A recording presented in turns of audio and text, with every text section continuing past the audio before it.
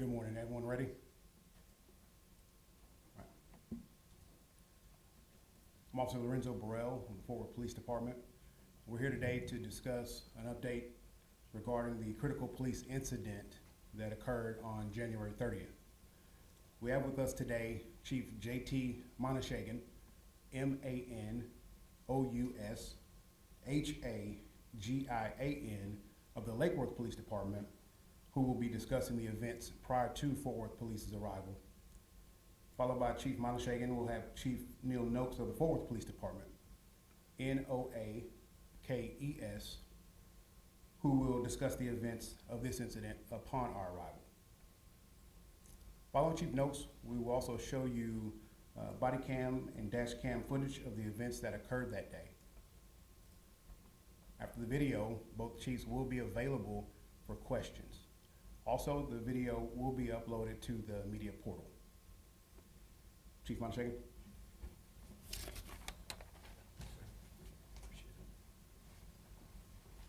Good morning, everyone. My name is J.T. Monashagan. I'm the Chief of the Lake Worth Police Department.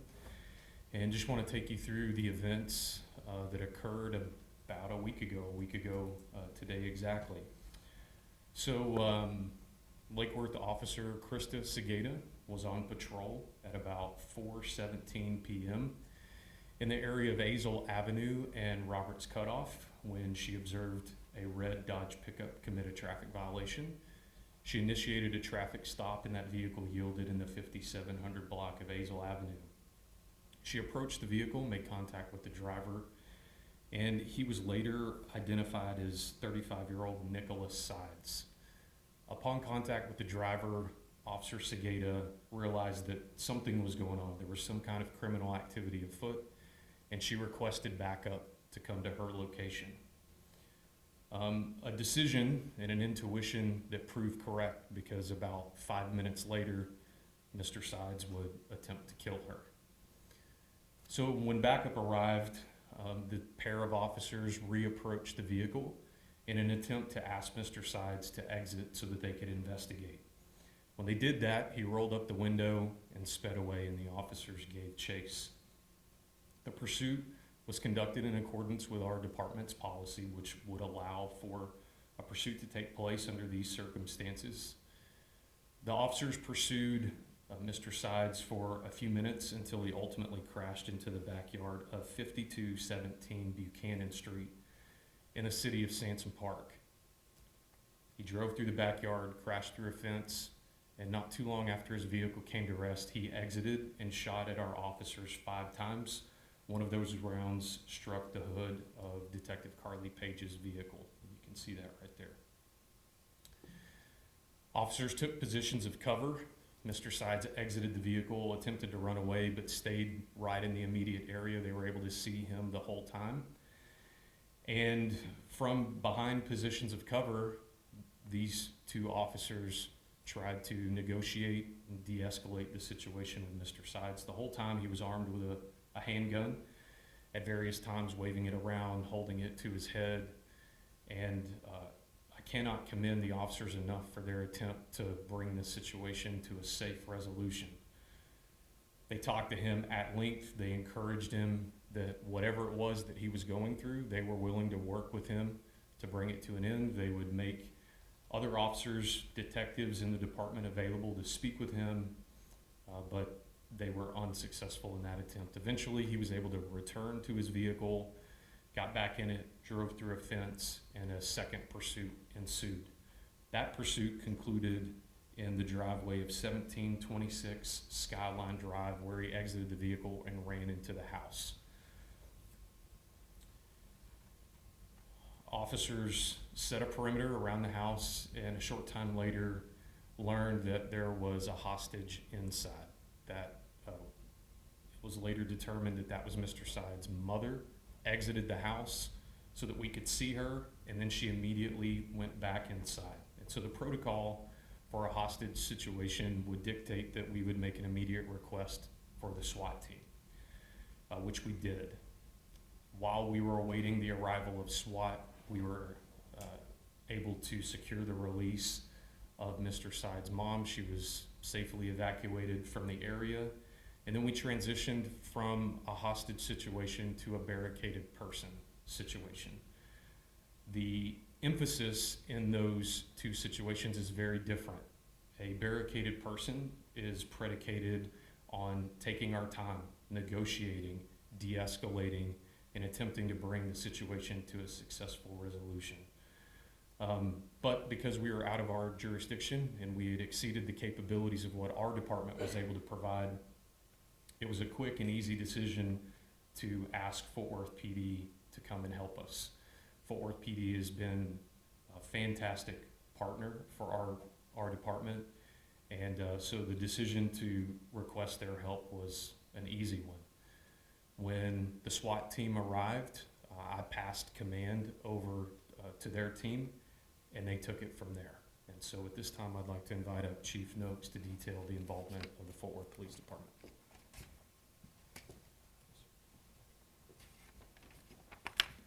Good morning, ladies and gentlemen. One of the things I want to start with is saying thank you to the multiple agencies that did respond at some point throughout this incident. Not only were we, Fort Worth PD, involved, and our friends at the Lake Worth Police Department, also Sansom Park, the Tarrant-County Sheriff's Office, Saginaw, and the Burleson PD. So I want to thank those officers, their chiefs, and their agencies for the assistance. Once the SWAT team arrived, they were accompanied by our crisis intervention team, who are made up of some trained negotiators, people who are able to deal with situations like this very professionally. They tried for hours to reason with this gentleman, Mr. Sides, to have him exit the residence peacefully, to give himself up.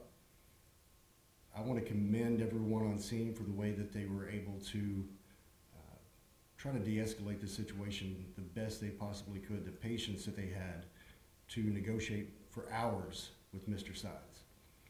At some point it was determined, because of his increasingly erratic behavior, because of statements that he had made about not going back to prison, that there was a fear that the situation might escalate even more in this neighborhood where he was located. At one point, gas was deployed into the home in hopes that he would give himself up peacefully, but instead he came out armed with his handgun. He had the gun pointed at his head and was yelling. Officers gave very clear, easy commands to drop the weapon. Not only did he not drop the weapon, he continued to advance towards officers. They gave him commands to stop advancing. The officers on scene knew he had already shot at the Lake Worth officers, that he was prone to violence, and the closer he got to my officers, the more of a threat he was. But even then, what they decided to do was use what's called less lethal force, using a round just like this. This is the round prior to being fired. This is the projectile that actually struck Mr. Sides. It's got a plastic casing and a foam spongy tip. It's less lethal. It is used to gain compliance, but unfortunately, instead of gaining compliance, after the 3 rounds were fired at Mr. Sides, he turned his weapon at my officers and fired multiple times. He fired 4 times at my officers. At that point, one of the SWAT officers fired 1 round from a rifle to protect the officers and everyone else in the area, struck Mr. Sides in the torso. Once he was down, medical aid was provided on scene. He was transported to a local hospital where the medical care continued, but he was pronounced deceased at a local hospital. Now we're going to go ahead and show you the video, which shows several different angles from bodycam, dashcam, and even a citizen's cell phone.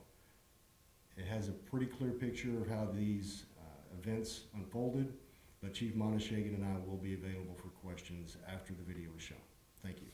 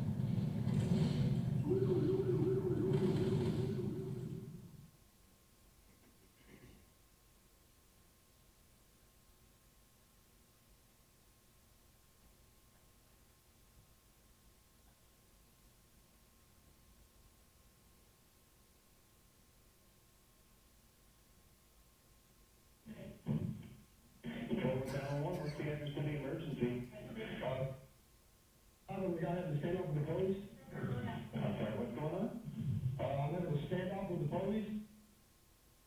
Okay. Well, why are you having a standoff with the police? It's a long story, but it's happening. And I'm trying to get hold of mom. She was in the house. I let her out. I said she told me the police. Okay. Now I only call her. I want to talk to her. She said this one here to kill me. So I'd like to talk to her mother. Okay. Listen to me. I need you to stay on the phone with me, okay? Hang on 1 second. Don't go anywhere. All right? Okay. Stay calm. Just be with me, all right? I'm trying to help you out. So, SWAT team coming here to step in the yard. You're doing what? The SWAT team is going to come to the house to kill me. Okay, well, don't you like try to comply with what they're telling you to do? No, I'm not doing that. That's the issue. I'm not going to put the dress off. I'll put the kill myself first.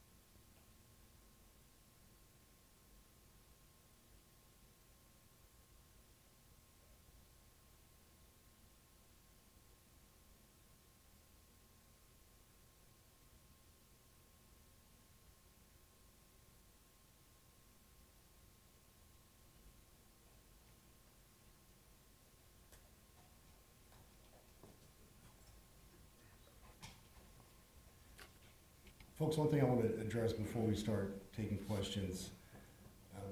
All of last year, 2024, we had 4 officer-involved shootings. This year in 2025, we've started with 4 officer-involved shootings in January alone. The violence directed towards our officers obviously is extremely concerning, and our hopes and prayers are that this is an outlier, that January was a fluke, that we don't see this for the rest of the year. I have to commend the officers, all officers involved in this incident, on the way they conducted themselves. You know, when it comes down to it, our purpose as police is to protect the vulnerable from harm. And our job is to protect life, protect peace, and protect property in that order. The sad fact is, oftentimes it's police officers who find themselves in physically vulnerable situations like this.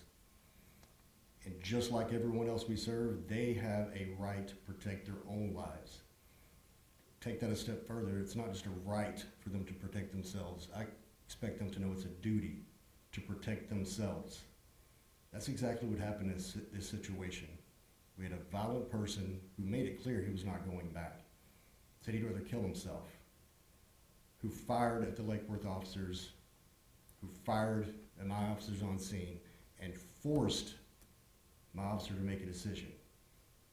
And he made the right decision. The officer tried to use the less lethal means. Great decision. He was from behind cover. They had enough time and distance to try that. But that was the last resort. And once he turned and fired at my officers, they only had one option. They did what they're trained to do. They did their best to provide medical aid to prevent a death in this situation. But unfortunately, because of the decisions made by Mr. Sides, This turned out to be a tragic situation. And please don't forget that we are so thankful no officers were injured. But there is a lot more to consider than just physical injury. There's mental, emotional, there's moral injury. As justified as this was, it's still not easy when you have to pull the trigger, which is why we're making sure we're providing the resources we need to everyone involved in this situation.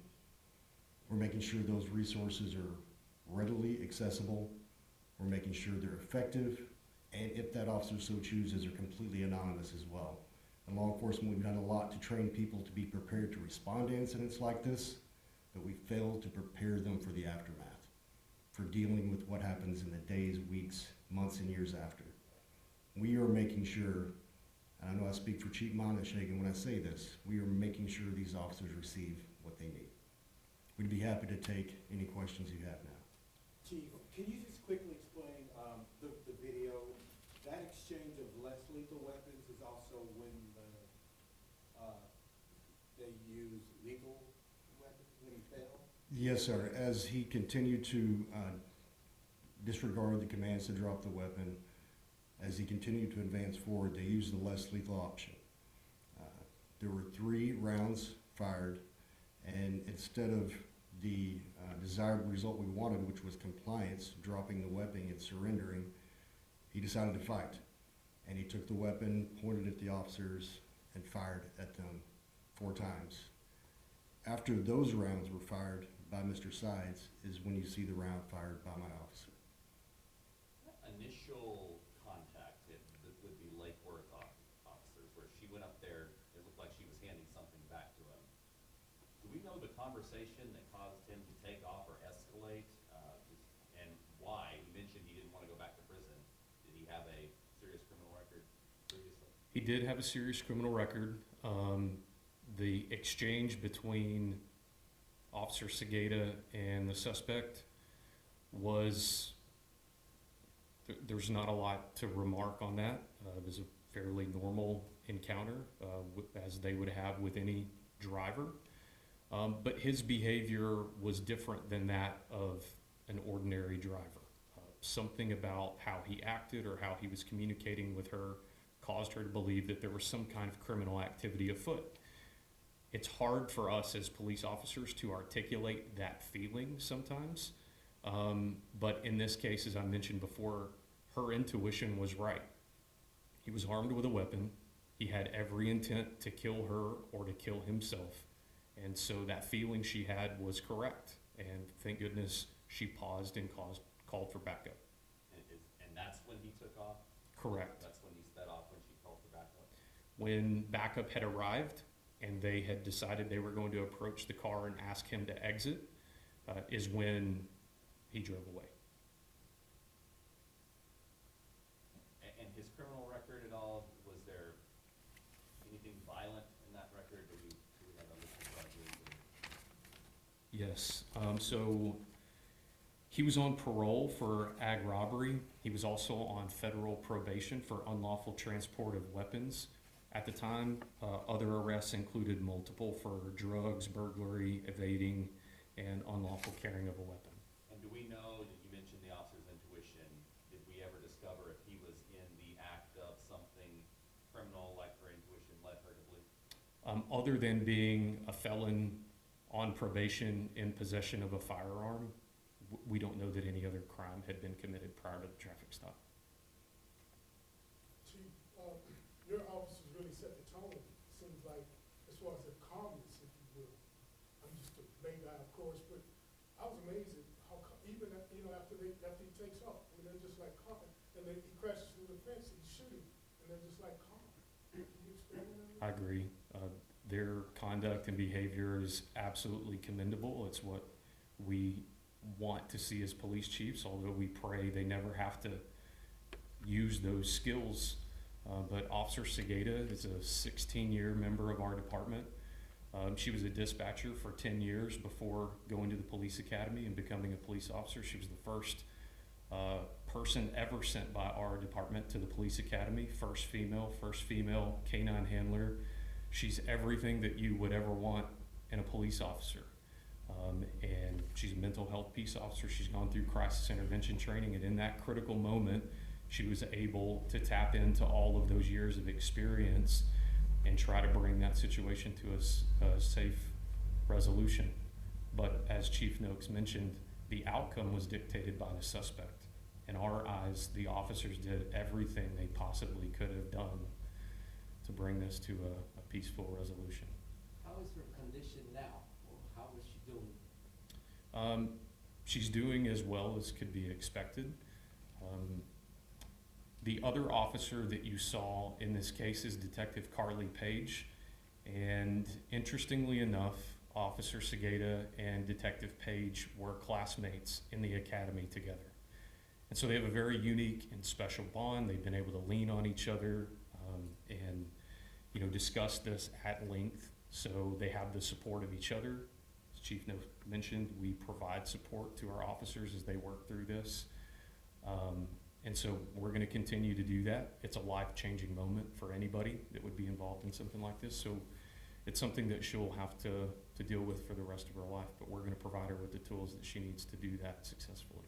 In Fort Worth, SWAT arrived while there was a hostage situation or once it turned into barricaded suspects? All the first officers arrived at 4:36 p.m. I don't recall if the mother had been able to flee the residence prior to SWAT's arrival. So it sounds like she ran, or was she negotiated out? As you heard before, she exited, then came back in, and as far as the negotiation process, how that happened, I'm not sure if she was able to just escape on her own or if she was allowed to leave by her son. Yes, ma'am. CO brought the hood of one of the squad cars. Can you talk about just how harrowing everything was, given the fact that it was really the suspect at the end that died, but no officers hurt, no civilians hurt, despite the ground that it covered and just how extensive everything was? I'll let Chief Montague speak directly to the hood that you see before you, since that involved his officers. But I have to say, watching the way those officers handled the situation, not even able to get out of their cars and rounds are already coming at them, but they calmly announce that shots have been fired. When it's safe enough to do so, they push up to a closer position of cover where they have a better tactical advantage, and they try to reason with this gentleman. The way they handled it was absolutely phenomenal. But then even on the scene, once we had the home surrounded, Mr. Sides was firing off fireworks outside the house, inside the house. We don't know why. We don't know if it was an attempt to make officers think he was shooting. He threatened at one point to burn the house down. But it seemed the more erratic he became, the more calm, professional, and in control our officers became, which is exactly what we want them to do. I am completely blown away. It's what I expect, but when you see it happen, see the training work, see the fact that we're hiring the right people who do the job the right way, and they go out and do it like this, it's absolutely amazing. And for me, it's an honor just to work with people like that. And I'll let Chief Montague talk a little bit about this, and I thank him for bringing this today, because this visual representation of what the officers faced, that's scary.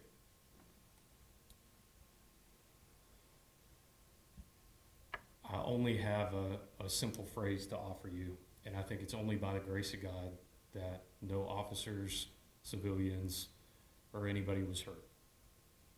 Everything about the situation could have allowed for something really tragic to happen, and the conversation that we could be having with you right now could be drastically different, but only because of the grace of God was it not.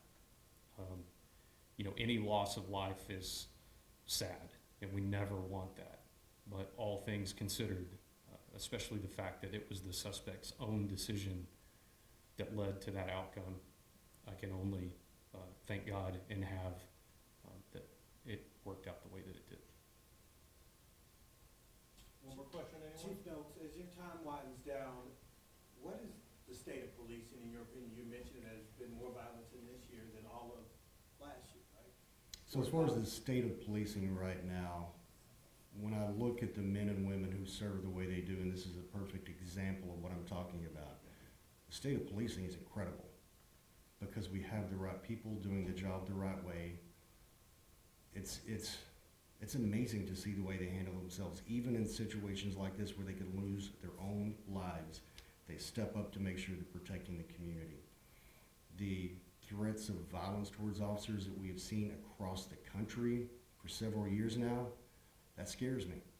That worries me. That's something I will never stop fearing even after I'm no longer the chief here in Fort Worth. But I know we have incredible trainers at all of our agencies working with our officers to prepare them for this. I know we're engaged with some great organizations.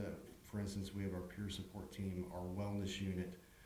We're partnered with outside organizations like the American Warrior Association, AWA, and the R3 program, Respond, Restore, Resolve, where we're not only preparing officers tactically for situations, we're preparing them to be resilient and have long, successful, healthy careers so they can protect our communities the way they need to. So only because of the people who are putting on the uniform, I say the state of policing is as good as it's ever been. Any other questions, folks? Are you able to set the less lethal round? Yes, sir. So this is a round prior to being found, and then this is the actual projectile that strikes the suspect. Plastic casing and the foam spongy tip on the top. Any other questions? Thank you so much. Thank you.